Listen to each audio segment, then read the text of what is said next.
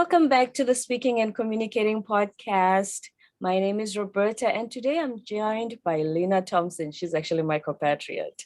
She's based in the UK, and she's here to talk about fulfillment, a word that is starting to be a buzzing word compared to what we've always been told to chase, which is happiness. So before I go any further, let's welcome this coach and speaker, Lena Thompson. Hi, Lena. Hi, Roberta. Thank you for having me on your podcast. And it's lovely to connect with a fellow South African. I'm so happy that you're here. When we did introductions, even though none of us are home at the moment, it was good to know that we come from the same country.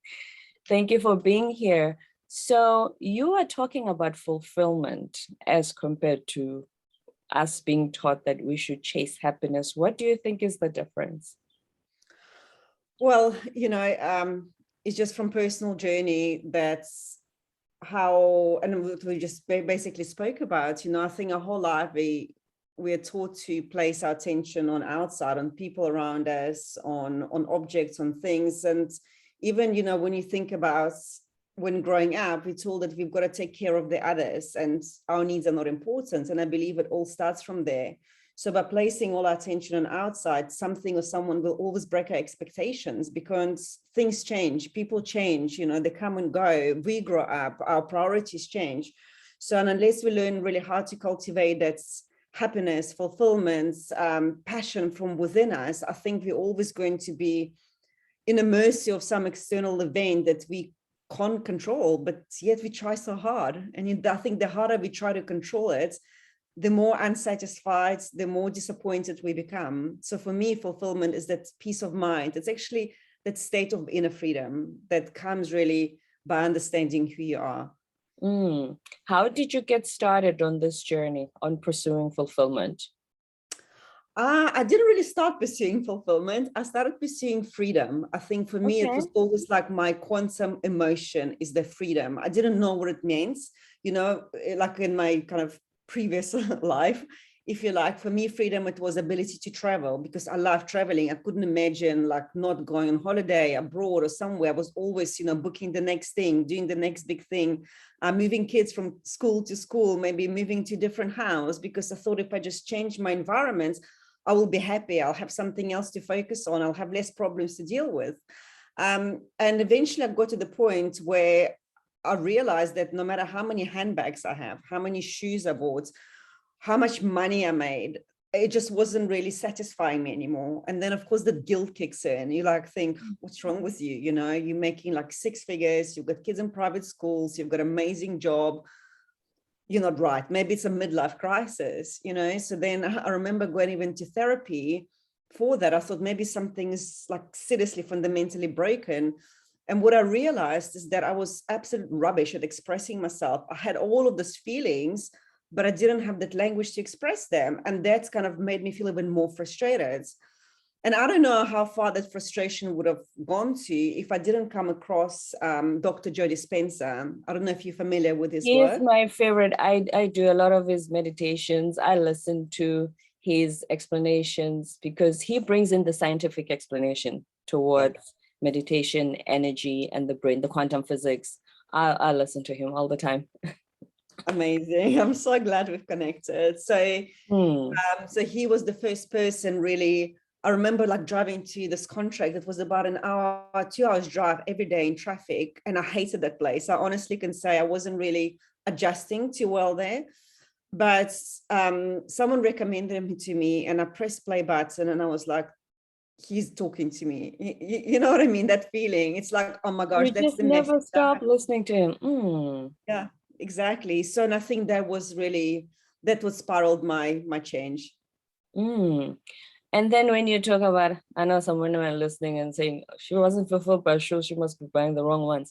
I know that when we, like as we were saying earlier, that our definition of success or society's definition of success, because at the end of the day, each one of us wants to feel like we belong, wants to feel like we're doing the right thing, or we're chasing the right things that we were told at the end of that rainbow is the happiness that you want if you have these things. And it seems as though more and more people are discovering that that's not necessarily the case. I'm not saying those things are not in your, trust me, I like nice things too. But what I've realized is that people are starting to realize that the chasing of the things themselves alone, if you don't feel fulfilled inside, you'll always feel that void, that missing piece. Yeah, and I think a lot of that comes, like you said, you want to belong, you want to feel accepted, you want whatever, the instant gratification, I guess. But at the end of the day, I think a lot of us don't even see ourselves, right? We want to be seen by others, but we don't see That's us. with you. Right? You want somebody else to like love you and appreciate you, but we don't love ourselves or appreciate ourselves first. We always put needs of our kids, of spouses, of cats and dogs before our own needs. And somehow taking time for yourself to meditate, reflect, just pause or do whatever you like, go for a facial, even go shopping with friends. It's selfish because you should be doing this for the kids. You should be doing that for your partner. You should be doing that. So you're running on empty and you're constantly trying to give something to someone, but you don't even have that something for yourself. And that's why I think a lot of people like almost like it's a burnout, because burnout is not it's not a physical, it's not always physical thing. It can be spiritual, it can be mental or emotional. So we like emotionally burns out. And how can you really chase something and have that long lasting feeling of achievement, of success, of fulfillment, if your nervous system is in a fight and flight mode? It's just not possible. If anybody is listening and they're thinking to themselves, I don't agree with Lena, because as a wife and mother, I do find fulfillment in serving my family and being there for my family. What would you say to them? Well, I mean, it's amazing, but if they really had to sit with that, are they not like exhausted? Because I'm a mother, I've got 2 kids, and a lot of friends of mine who are mothers, and everyone always tells me, I wish I had some more time for myself. It's just everybody. And even then 5 minutes a day. Yeah. And then another thing to remember, we all have a different purpose, right? In this life, we all came here with their own like instruction manual, our own agenda. At least that's what I believe. I mean, nobody has to agree with me. But for some of us, it is our life purpose to be a mom, which is incredible. I think it's a really, really important and most difficult job, but for some it comes naturally, right? For others to be like a singer and a painter. So we all have our different agenda, and what makes one person fulfilled is not necessarily what makes someone feel. So if someone disagrees and they think like they give everything to their motherhood, it actually energizes them, it makes them feel whole and complete within themselves, amazing, then obviously they're living their life purpose. I'm glad you say that, because the reason I asked that question is, I don't know if you realize, especially in this social media world, if, like I said, everybody's different. So if you feel differently about something, then I either, they call it shaming, or, fully disagree with you and troll you. Because if I find fulfillment in motherhood, etc., and you say it's exhausting and you need your 5 minutes away, for your time, I find that we have come to an age where just even disagreeing and seeing things differently is such a, it causes war, because it's almost like everybody wants us to be the same.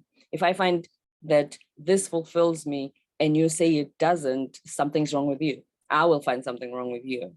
And that's why I think that's where we lose it, is because we think, oh, if motherhood is so great for me, it's supposed to be great for everybody else.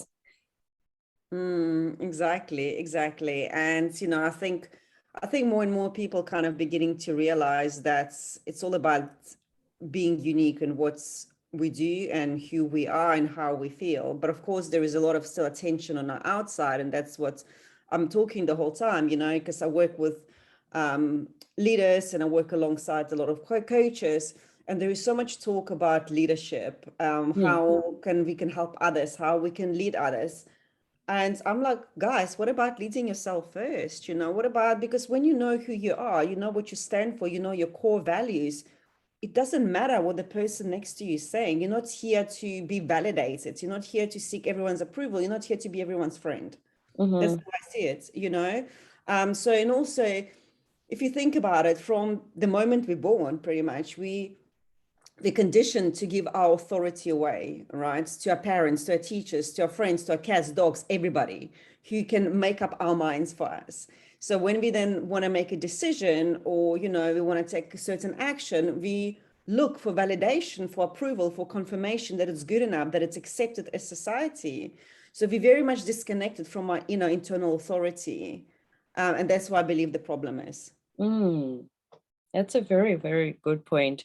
So talk to us about human design. So have you heard anything about human design? Have you read up on it? Or is it like a complete new thing to you? Not much. Actually, the first time I heard of the concept was when we started discussing. Okay. Yeah. So human design, I mean, there's so many ways, I guess, to describe, but it's a system of differentiation. It literally shows how unique we are. And it's also a binary system, which looks not just at your conscious part of you, like things that you are aware of, but also your subconscious. So things you may not even recognize about yourself, but what others see about you. It's a blend of quantum physics, genetics, and also some more esoteric scientists like astrology, Kabbalah, I Ching, and was introduced into the world in 1987. Yeah, 1987. Oh, really? Been there that long? Yes. So why is it not as mainstream? Or maybe I'm the only one who never got on the boat, but you're certainly not the only one, and it's becoming more and more out there. I think there's a lot more people talking about it, but it's still, I mean, if you think about it, like 10 years ago, when you if you like somebody meditated, you'd look at them like, what's wrong with you? Right? Like now, if somebody doesn't meditate, you almost go, what's wrong with you? So you see how things are evolving, and it's evolving. And I know even like some companies in America, especially like Unilever, Forbes, I believe, a few others, they actually had human design training in their companies to help their employees with a mindset, with the energy to make decisions also, because the whole concept really about human design is understanding who you are and how you make your own decisions. How do you know, because there's so much indecisiveness, there's so much self-doubt, there is so much recrimination, hate, confusion. So that really, it provides you with your blueprint, with your roadmap that is there to guide you in a direction that it feels aligned to your core values and your beliefs, because it's just easy to get pulled in many different directions, because you doubt yourself. Somebody tells you this, you're like, oh, let's go with that. It's like, oh, I shouldn't have done it. Why did I do that? Let me ask that person, this person, this thing. And then you just like chase everybody and you go down this rabbit holes. So with human design, you understand, first of all, how to optimize your energy, because we're all different. The way you optimize your energy might not be the way I optimize.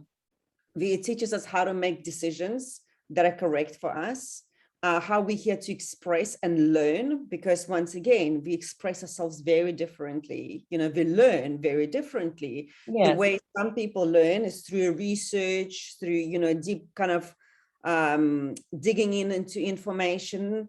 But for others, it's more about experimenting. It's more about like some are more visual. Yeah. Some maybe need like small community that they can bounce ideas with, and that's how they learn, that's how they express themselves. Others maybe more, maybe they're more like for bigger audiences. So we all very different. So it really, really helps you then to achieve your goals, I think, to achieve your vision with a lot less resistance and stay true to who you are. That is so interesting. Like I said, I had never heard of the concept until we started speaking. So when you start the program, so is it a program, Asu? It's not really a program. So you can actually even generate your own charts. The only information you need is date, time, and place of birth, and it creates a body graph. But then, of course, you probably need somebody to actually interpret that for you. Right. It's quite complicated. It's not complicated. Well, I mean, it is. I mean, you can literally study that for many, many years. But so I think it will be just, you can read up on it, obviously, or there is people who can help you read that. I know that society is moving more towards understanding, like we were talking about Dr. Jody Spencer earlier, understanding quantum physics, how we are connected to the universe, our subconscious minds, etc. Excuse me. So what about human design? So does it merge with those concepts? Absolutely. Yeah, absolutely. So human design, as I said, it's a blend of different studies, and quantum physics plays a big role in that. So it really aligns, I think, because coming from Dr. Jody Spencer, being very kind of logical. I mean, my background is computer science. When I saw human design and I really kind of began to get into it, first of all, it made so much sense, not just scientifically, but everything about my life, why I had certain doubts, why I couldn't be certain about things. Why is it like I felt like my life was experiments of trial and errors all the time? Why is it that I was avoiding conflicts? Why I didn't have boundaries? Why I struggled to express myself? It's like looking at the chart. I remember I was completely stunned. I was like, this chart knows me so deeply. Like all of these things I suspected as a child, and then I've suppressed for so many years, it was there. It was like a big sigh of relief. It was so much validation. That's who I was, and actually I did a couple of assessments for my clients, just like short little snippets, like 5-10 minutes. And this one woman yesterday, she texted me. She goes, Lena, I'm in tears. I don't know what to say. For like, I don't know how many, 50, 60 years. She said, I've been doubting. I wasn't sure if it's real me. I didn't know. She says, everything you've said has resonated 100%. It is really, really powerful. So it's from birth. It's not from when you say the child environment you were brought up in, etc. So it actually starts from birth. Well, what do you mean? I mean, how the things that shape us when you start to have your inner doubts and your insecurities and the things you grew up with. Because we usually say, especially in psychology, a psychologist will say to you, oh, tell me about your childhood. Oh, is this why this happened? And now you have doubts and you have these insecurities and you have these issues. So you're saying your birth chart will explain why you have those things even before you start to experience your childhood, etc. Yeah, so in human design, you have, how Dr. Joe talks about energy centers. Right. Yes. Yeah, so in human design, you've got 9 energy centers. So you've got your head, your throat, your heart center. I mean, they've got specific names, but just to make it kind of relevant. Now, some of these energy centers will have consistent supply of energy. And that's how you basically radiate your energy into the world. And this is fixed in you. Of course, it can be changed because you can express every energy center as a high frequency or is a low frequency, right? But then in your chart, when you look at it, some of those energy centers can be open. So that means your energy is very variable and it will be influenced by who you are with, by planets and transits, by, all of the other energies around you. So for example, if you have an open head center, so if you don't have consistent energy in your head center, you're always trying to solve answers and answer questions, and you're very prone to like getting ideas from different people and then overthinking them and don't know which one is yours anymore.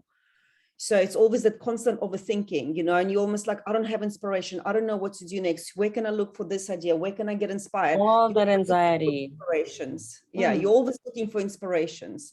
But if you have a consistent energy in your head center, this can come across that you have got fixed stream of ideas and thoughts.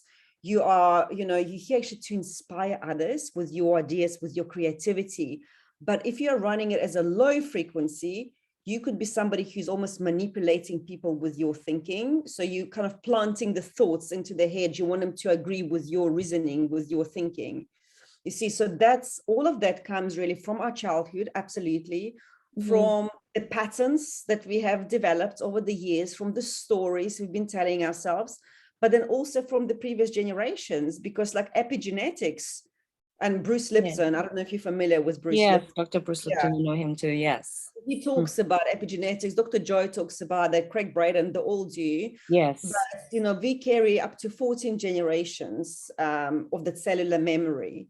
So it's not just even our conditioning in our lifetime, but it can when also we were born, but going back. Yeah. So then the whole really purpose of human design is about deconditioning. You know, how do we let go of these patterns? How do we express the highest frequency of each energy center within us? But of course, the more openness, the more variability you have, the more work really is required, because not only you take on energies from the others, but you also amplify them. So you can really be like, if you're stuck in your head, it can cause a lot of mental overwhelm. That's so interesting. I'm not sure if it relates to what my dad used to say. I remember growing up, he used to work for an insurance company, Old Mutual. And he used to say one thing he observed was people that we consider not smart, they seem to be more happy-go-lucky, no worries, because they don't overthink things. They just think about now, because they're not smart enough to just look at the bigger picture and worry about what could happen to the world because this is happening today. Whereas the rest of us who think we're smart, we are the ones who are always stressed because we worry about things. When something happens now, we go beyond what's happening now. We worry about the potential future impact of what's happening. And he used to say, sometimes he wishes that he was those kinds of people who just worry about now, because it seems like they are less stressed and less anxious about the future. And even though he couldn't explain at the time the whole, energy and chemical reaction in your body, but basically I think what he was saying was this overthinking and being over analytical about every situation actually seems to work against us. Yeah, no, absolutely. And I actually just did a keynote presentation last week. It was to a group of women, and I think the men also, who most of them still in corporate environments. And my whole topic really was about the role of the mind. That our mind is obviously, the logical thinking is important, but it's not here to make decisions. It's here to get inspiration, to conceptualize, to rationalize, to categorize, I guess. But when it comes to making decisions, it's never our minds, because what happens is our minds are designed to keep us safe. So if you, let's say, wanting to do something, maybe like move a country or buy a house or find a new job, I'm not talking like what you have for breakfast, but like a bigger thing. The first thing the mind will try is to get something familiar and get something known out of that situation. So it will try to predict the unknown and unseeable future. When it can't do it, it's going to freak out, right? Because like, whoa, I can't. Survival instinct kicks in and to protect you. Yeah, it's here to protect us. So then what we do is we revisit like past memories. How did we do that in the past? What experiences we had. We then go ask our friends, we check social media. So literally we accumulate all of that, and then we scramble that up and saying, this is what I've decided. And that normally is not going to yield the best results, because these are very limiting decisions. Because when we get stuck in our head, we like create this tunnel vision. So we can only see things that are right in front of us. While there's like a whole universe goes, yeah, there, have some more. That's where the magic is. I couldn't see anything. We become so narrow-minded, I know. Yeah. So then the whole thing then becomes is like opening it up, like standing tuned in. And you can't do it with your mind. You can only do it through your body, because that's where our greatest potential for making decisions lies. It's in our body. It's our intuition, right? Because even Einstein said, what did he say? The intuitive mind is the sacred gift, and the rational mind is a servant. And we made the servants, we made the master. The master. Exactly. Exactly. What do you think where do you think we get confused when it comes to intuition and just our emotions really wanting something? So with the intuition, I think it's, first of all, we are all intuitive. We just very much disconnected from our intuition because we spend so much time in our heads. Right. Now, in human design, it's very powerful tool then to help you understand how you experience that intuition and whether you are really energetically wired to make decisions in and now. Interesting, right? Because we live in a society where we're like, you've got to decide now, like sign up for this course, buy this book, get this job, move the house. Like, and some of us actually, like 50% of population are not even meant to decide on a spot, because when they do, it's purely emotional driven, and most likely they're going to make the wrong decisions. So the way we experience intuition is different for each of us. And in human design, it's called your authority, your inner authority. Yes. So for some, it may be in a gut. Like for me, I'm purely gut driven. So for me, my gut will either pull me towards the experience, or it will go, like, no. And the more you practice it, the stronger that becomes. And actually now I've been doing this work. I know when I'm in my head. I just know that. I'm like, right, let me check with my guts. And even if it sounds crazy, if it like makes no sense, I'm like, I'm just going to go with it. And you know what? It's been magical. The opportunities that have manifested in my life, like out of blue, when I actually sit back and I observe, I can't even tell you. But as soon as I try and push and I try to initiate and I try to figure things out, and I still do that, right? It's a process, it's a journey. But the more you go for this journey, the more you become aware of it. And the more you're like, hang on a second, I'm pushing. What's my intention behind it? What is that energy? Is the energy of lack, or am I just purely satisfied and excited? And even if there is fear, it's okay. I can push through that fear because of that feeling in my gut, because I know how excited I feel. So then, so you begin to experience it differently. For other people, it could be like an instinct. So in human design, it calls like a splenic authority. So that's all about that instinct. Our spleen center is the ancient center for survival. So it's like comes and goes, and you've got to act on that instinct, and it takes. It sounds really fast. Sometimes it sounds like it's going to be too fast for you to be able to catch on. And some people don't really design to follow that. So, I mean, looking in the body graph, then you can assess, whether you are someone who makes decisions in the now, or it's better for you to wait for clarity. And then when you're speaking of your gut or listening to your instincts, is there anything in particular that you do, any practice that you do in order to connect more with it? Because I mean, it's so quiet compared to all the loud voices around us. What can we do to be more in tune with our intuition? Yes, I mean, there's lots of things you can do. So for me, first of all, I just want to make sure when people understand that when people tell you follow your gut, you may have no clue what they're talking about, and that my gut might not be your intuition. So it's not for everyone. So it's probably about 70% of us are gut, but the other 30 not. So like if I told my daughter follow her gut, she'd be like, my gut tells me when I'm hungry, it rumbles. She'd have no idea, right. For her, it's very different. So, but the practice, I mean, there's few things we can all do to really develop or enhance our intuition. And first of all, is pausing and slowing down, because we are so busy doing things. We are like drowning in busyness. And when that happens, we don't actually have space to really listen. But when you slow down and when you should start listening to the silence, and that's been the game changer for me, you begin to get with time this intuitive impulses. It's like, the next step you've got to take, right? There's no more to-do lists, because you would know, like, this is what I need to do. So your actions become alliance. There's not 20 things you've got to do in a day, because believe me, not all of them have to be done.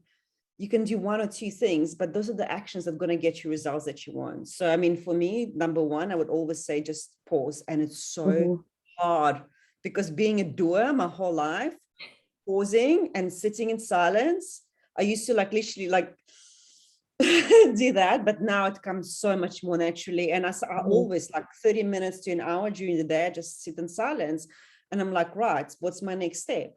And sometimes it's like, just go for a walk, or sometimes like go write this post, or reach out to this person, or maybe you should collaborate with that person. I had a conversation with my friend Erin Korish not too long ago. She's also an energy coach. She's talking about breathing and how she teaches people that you can actually be more productive by pausing and taking time to breathe, rather than thinking a list of 20 to-do list items on your day keep you more productive, which is a very interesting concept, because we live in an age where everything is just action driven, that it sounds a little radical when she says things like that. Yeah, no, absolutely. I couldn't agree more. And the thing is, whereas maybe 20, 30 years ago, we could get away with it, like being busy, being productive, we could maybe see a little bit into the future, foresee how things are going to play out. It's all changed now. I'm not even going to go into that's like a completely different conversation. But as our consciousness rises, there's big shifts in the consciousness of a global, like in a planet and humans. Right. Those things are not working anymore. They're not working for us anymore. And it's not in an effort. It's more in a being. It's not in a doing. It's like, like something, what did come to me? Purpose. That's the thing I got a couple of days ago. It just came to me. Purpose is not what you're doing, but your purpose is who you are being. And I feel like it's so true. It's more about becoming the being, that's slowing down, connecting, knowing who you are. And you can't connect and you can't be if you're just like doing too many things. Someone once said, we are human beings, not human doings. Exactly. Exactly. Yeah. Yeah. I almost like want to print it out and like put it everywhere in our house. Right. Lena, if somebody wants to know more about human design and the coaching work that you do, where can they find you? Or they can connect with me on LinkedIn, just Lena Thompson. It's probably going to be the easiest. I'm sorry I butchered your name. I keep saying Lena. It's to the American way of pronouncing your name, sorry. Yeah, well, you kind of say between Lena and Lena, so I let you off the hook. Normally I'm very strict. I'm not Lena, I'm Lena. Lena, my apology. Very gently, so I didn't mind that. Yeah, so LinkedIn is probably best. Lena Thompson on LinkedIn. Thompson with a P. Yes, just the way I think it's spelled on the screen. So yeah. All right, Thompson with a P. Thank you so much for being with us today. I really enjoyed our conversation, and not only that, but I'm going to look up human design and start working towards understanding my chart, because it's something that I've never been explored. So this has been quite eye-opening for me. I'm glad you enjoyed it and found it useful. Thank you so much for having me. Thank you, Lena. Have a great day. Lena.